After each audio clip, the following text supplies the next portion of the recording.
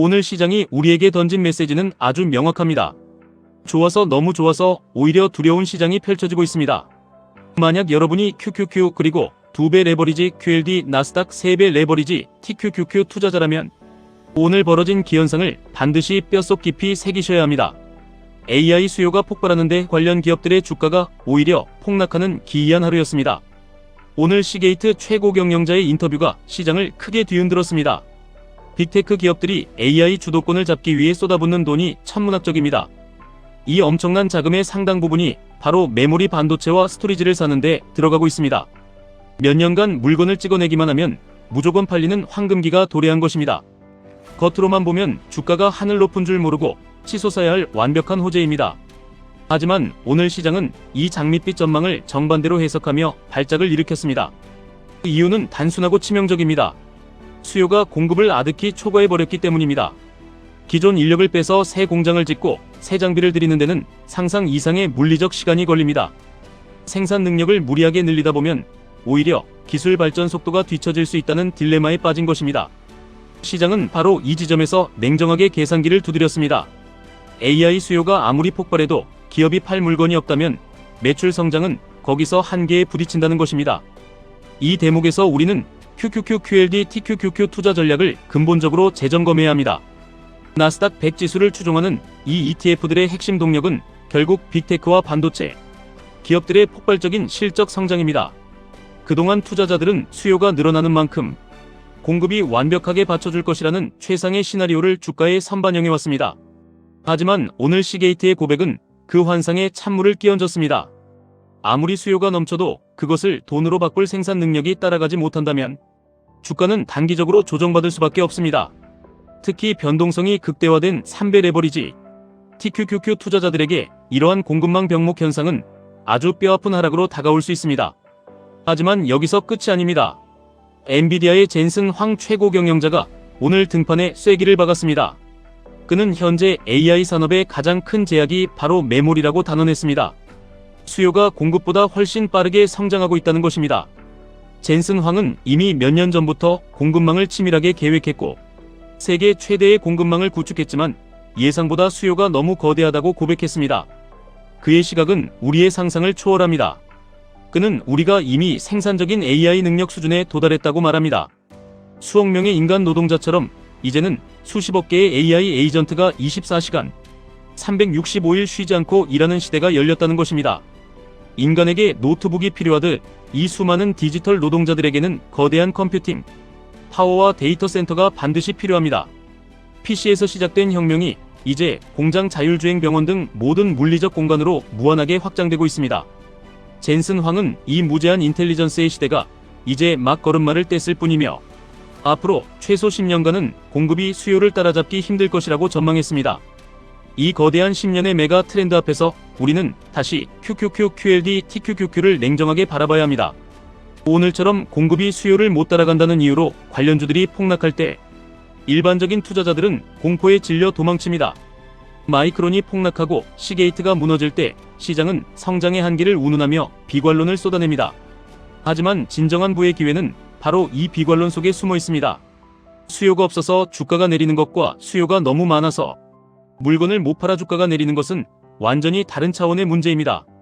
후자는 결국 시간의 문제일 뿐 거대한 돈의 흐름이 향하는 방향은 절대 바뀌지 않습니다. 기업들은 수단과 방법을 가리지 않고 결국 공장을 늘리고 생산을 최적화할 것입니다. 기술 혁신의 속도는 잠시 지연될 수 있어도 결코 멈추지 않습니다. 이럴 때일수록 나스닥의 구조적 우상향에 대한 확고한 믿음이 필요합니다.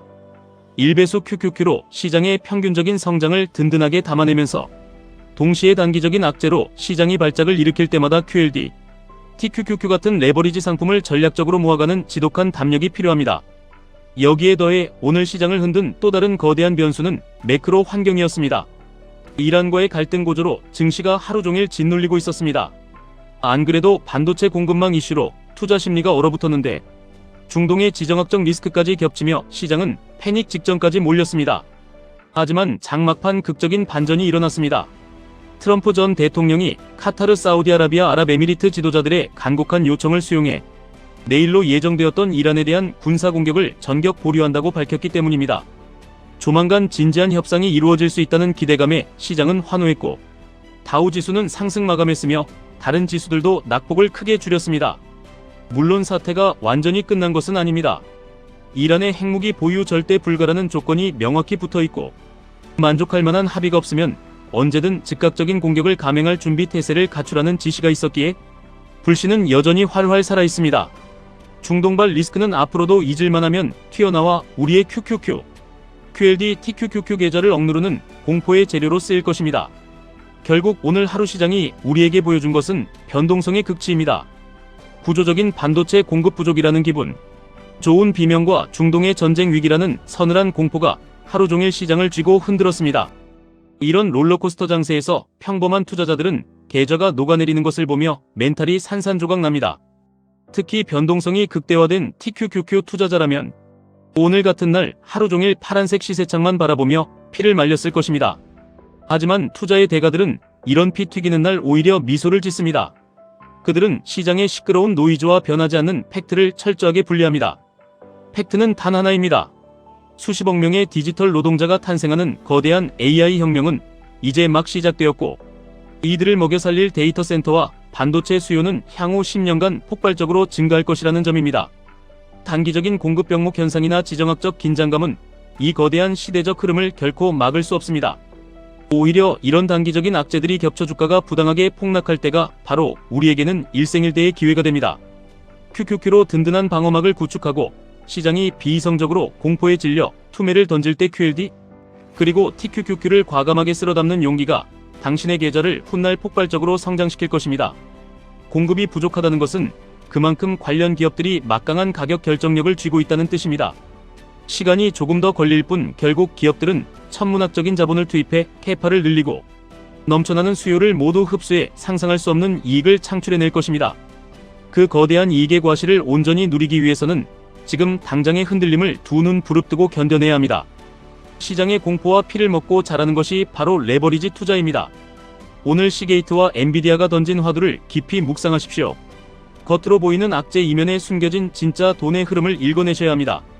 여러분이 매일 모아가고 있는 QQQ, TQQQ는 단순한 알파벳 쪼가리가 아닙니다. 인류 역사상 가장 위대한 기술 혁신에 당신의 인생을 베팅하는 가장 빠르고 강력한 무기입니다. 오늘 같은 조정을 결코 두려워하지 마십시오. 오히려 평소보다 훨씬 싸게 살 수 있는 훌륭한 박앤세일 기회를 준 시장에 감사해야 합니다. 남들이 성장의 한계를 이야기하며 두려움에 주저할 때 우리는 10년 뒤의 찬란한 미래를 보며 묵묵히 그리고 끈질기게 수량을 늘려가면 됩니다. 그것이 이 험난하고 잔인한 주식시장에서 끝까지 살아남아 마침내 완벽한 경제적 자유를 거머쥐는 승리자의 유일한 방식입니다. 지금까지 1분 투자 하이젠버그였습니다.